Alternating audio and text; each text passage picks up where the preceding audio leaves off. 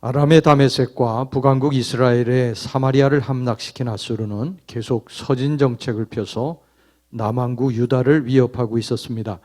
그러면 하나님의 백성들은 누구를 찾고 의지해야 합니까? 당연히 하나님을 찾고 의지해야 합니다. 하나님을 피난처로 삼고 하나님께로 피해야 합니다.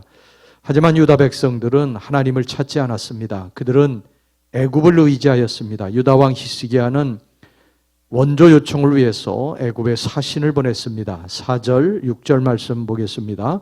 그 고관들이 소안에 있고 그 사신들이 하네스에 이르렀으나 네겝 짐승들에 관한 경고라. 사신들이 그들의 재물을 어린 나귀 등에 싣고 그들의 보물을 낙타 안장에 얹고 암사자와 수사자와 독사와 및 날아다니는 불뱀이 나오는 위험하고 곤고한 땅을 지나 자기에게 무익한 민족에게로 갔으나 참으로 유다는 배은망덕한 자식이었습니다.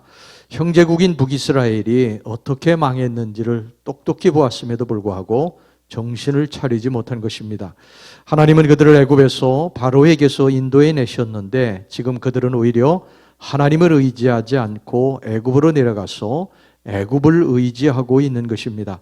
갓난 아이가 어미의 품으로 와야 살 터인데 라합에게로 나아가니 7절에 그렇게 말씀하죠. 그 결과는 불보듯 뻔한 일이었습니다. 7절 말씀 보세요. 애굽의 도움은 헛되고 무익하니라. 그러므로 내가 애굽을 가만히 앉은 라합이라 일컬었느니라.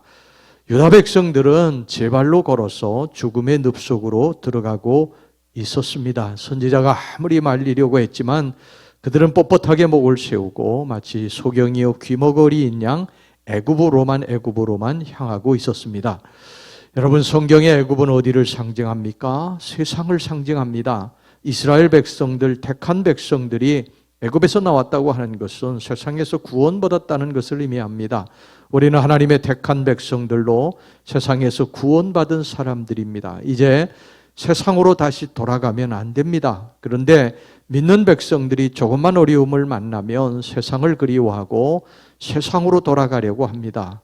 여러분, 이스라엘 백성들을 보세요. 홍해를 만나 애굽으로 돌아가자고 했고 또 물이 떨어지고 먹을 것이 떨어지자 애굽에서 살던 때가 그립다고 애굽으로 돌아가자고 했습니다. 이것이 얼마나 하나님을 진노하게 하는 말인지 그들은 광야에서 다 죽고 말았습니다.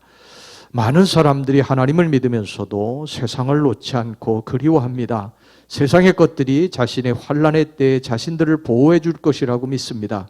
하지만 그것은 큰 착각입니다. 그것들은 썩어질 것들로서 결코 피난처가 될 수 없습니다. 헛되고 무익할 뿐입니다. 그것을 의지하는 자는 애굽을 의지한 유다가 아수르의 말발굽 하에 짓밟힌 신세와 같게 될 것입니다. 12절에서 14절까지 말씀입니다. 이러므로 이스라엘의 거룩하신 이가 이같이 말씀하시되 너희가 이 말을 업신여기고 압박과 허망을 믿어 그것을 의지하니 이 죄악이 너희에게 마치 무너지려고 터진 담이 불쑥 나와 순식간에 무너짐 같게 되리라 하셨은즉 그가 이 나라를 무너뜨리시되 토기장이가 그릇을 깨뜨림같이 아낌이 없이 부수시리니 그 조각 중에서 아궁이에서 불을 붙이거나 물 웅덩이에서 물을 뜰 것도 얻지 못하리라. 애굽을 의지함이 헛되고 무익함을 말하는 이사야 선지자는 이제 참된 피난처를 소개합니다. 그 피난처는 이스라엘의 거룩한 자 곧 하나님이십니다. 돌이켜 잠잠히 그분을 신뢰할 때 힘을 얻고 구원을 얻을 것이라고 말을 합니다. 15절 말씀입니다. 주 여호와 이스라엘의 거룩하신 이가 이같이 말씀하시되 너희가 돌이켜 조용히 있어야 구원을 얻을 것이요 잠잠하고 신뢰하여야 힘을 얻을 것이거늘 너희가 원하지 아니하고. 마치 홍해 앞에 모세가 잠잠히 하늘의 하나님을 의지할 때 홍해의 물이 갈라져서 구원의 길을 낸 것과 같습니다. 출애굽기 14장 13절 너희는 두려워 말고 가만히 있어서 여호와께서 오늘날 너희를 위하여 행하시는 구원을 보라. 또 사울에게 끝없이 쫓겨다니던 다윗도 이런 구원의 체험을 노래했습니다. 시편 18편 1절 2절 나의 힘이 되신 여호와여 내가 주를 사랑하나이다. 여호와는 나의 반석이시오 나의 요새시오 나의 구원의 뿌리시오 나의 산성이시로다. 그렇습니다. 하나님을 떠난 사람은 참 피난처를 떠났기 때문에 세상 어디에서도 위로를 받지 못할 것이요 어디를 가도 두렵고 불안할 것입니다. 아무리 빨리 도망가고 아무리 은밀히 피할지라도 적의 칼을 피할 수 없습니다. 하지만 아무리 힘들고 어려운 상황이라도 주님께 피하는 자는 살 것입니다. 물고기가 물을 만나듯이 다시 살아나게 될 것입니다. 그러므로 우리 성도들은 힘들고 어려운 일을 만날 때 세상을 뒤돌아보고 그리로 피하려고 하지 말고 눈을 들어서 하나님을 바라보고 하나님께로 더 바짝 다가가서 그를 의지하고 그에게로 피해야 합니다. 그러면 살게 될 줄로 믿습니다. 하지만 세상으로 피하면 결국 그것이 올무가 돼서 우리를 더욱 고통스럽게 만들 것입니다. 하나님은 여러분 사랑의 하나님이십니다. 또한 공의의 하나님이시기도 해요. 십자가가 그것을 우리에게 말씀하고 있습니다.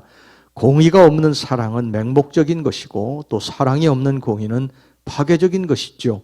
하나님을 그래서 애굽을 의지한 유다에 대해서 하나님은 매를 드셨습니다. 곧 아수르의 침략으로 유다의 성읍들이 파괴되고 예루살렘까지 포위되고 말았습니다.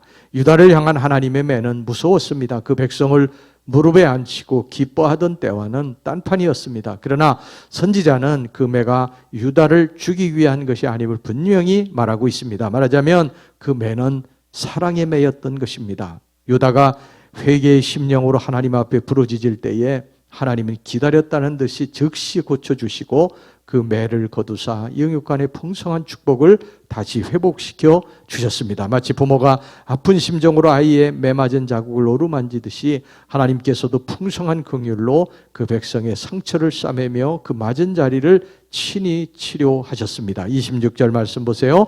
여호와께서 자기 백성의 상처를 싸매시며 그들의 맞은 자리를 고치시는 날에는 달빛은 햇빛 같겠고 햇빛은 7배가 되어 7날의 빛과 같으리라. 참으로 택한 백성은 매는 맞되 멸망당하는 법은 없습니다. 그러므로 오늘날 성도들은 하나님의 말씀대로 삶으로 먼저 매를 맞는 일이 없도록 해야겠지만 서로 타락하여 매를 맞을 때에 속히 돌이켜서 회개하는 것이 매를 덜 맞을 뿐더러 영육간에 회복되고 치료받는 길임을 명심해야 할 줄로 믿습니다.